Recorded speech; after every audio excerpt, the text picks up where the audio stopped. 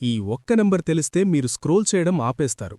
ఎందుకంటే 2030 నాటికి భారత్ జీడీపీ 400 లక్షల కోట్లకు చేరుతుందని ఐఎంఎఫ్ అంచనా వేస్తుంది. అంటే ఇప్పటివరకు ప్రపంచంలో టాప్ ఎకానమీలు అంటే అమెరికా, చైనా, జర్మనీ, జపాన్ అనుకుంటే ఇప్పుడు అదే లిస్ట్లో భారత్ పేరు కూడా బలంగా వినిపిస్తోంది. ఇది కేవలం నంబర్ కాదు, ఇది ఒక పవర్ షిఫ్ట్. ఒక దేశం డెవలపింగ్ స్టేజ్ నుంచి డిసిజన్ మేకింగ్ స్టేజ్కి వెళ్లే క్షణం. ఎందుకంటే టాప్ 3 ఎకానమీగా మారితే ప్రపంచ వాణిజ్యం, టెక్నాలజీ, ఉద్యోగాలు, ఇన్వెస్ట్మెంట్స్ అన్నీ భారత్ చుట్టూనే తిరుగుతాయి. కానీ ఇక్కడే అసలు ప్రశ్న మొదలవుతుంది.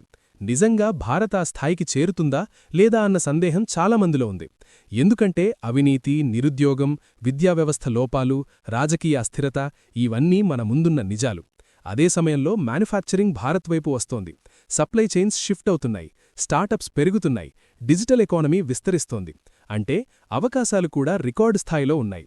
ఇప్పుడు ప్రశ్నేంటంటే మనం ఈ అవకాశాలను ఉపయోగించుకుంటామా లేదా మిస్ చేస్తామా? ఎందుకంటే ఇది కేవలం ప్రభుత్వాల కథ కాదు. ఇది మీ ఉద్యోగం గురించి, మీ ఆదాయం గురించి, మీ పిల్లలు ఏ దేశంలో జీవిస్తారో అన్న భవిష్యత్తు గురించి.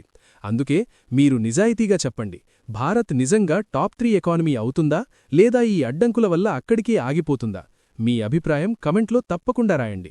ఎందుకంటే ఈ చర్చలో పాల్గొనేవారే రేపటి మార్పులో భాగమవుతారు.